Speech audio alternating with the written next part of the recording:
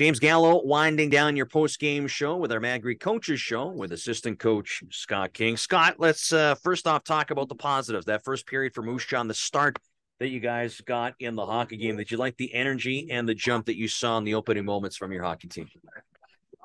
Yeah, I couldn't have asked for a better start. I thought the first period we were real good. Had a lot of good looks, left a lot on the table, missed nets and things like that. So I thought we could have put up, probably got four, changed the game a little bit. But yeah, the first period was fantastic. And so it was a great way to start the game.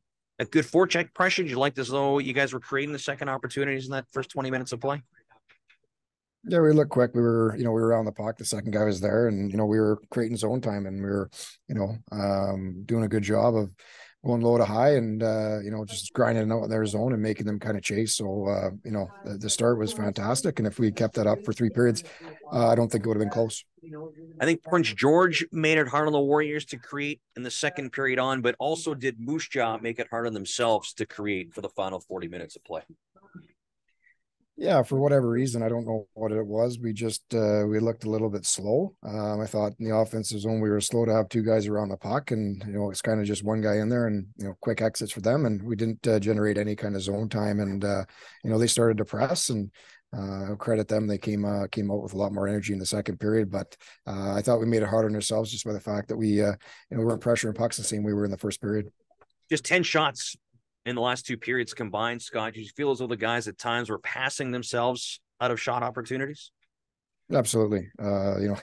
We got to be a little bit more selfish and stubborn. In fact, we got to shoot the puck and get there and play off the shot. And I thought tonight we were, passing up looks inside and trying to look for the perfect play. And, especially when you're down a goal or two, you got to start to just be shot first mentality and play off the shot and hope for rebounds. And so, we'll look at it. But, it was a really good way to start the game. And it was just disappointing that we couldn't sustain the energy and the effort that we needed in the final two periods. This guy, as you mentioned, it's a good start. It's a tough finish.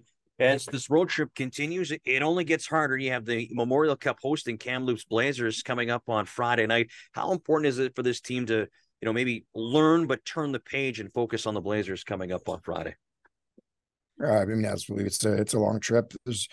Can't dwell on one game. We've got a good challenge against a real good Kamloops team, so we need to be able to make sure coming out, and they're a good team, so we need to play a lot like we did in the first period, and if we don't, it's going to be a long night. But it's for whatever reason, I think our team against good teams, we play real good hockey, so I expect we'll come out against that team and give them a real good game like we do against Winnipeg and teams like that.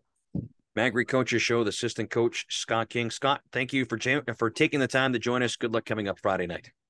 Thank you, James.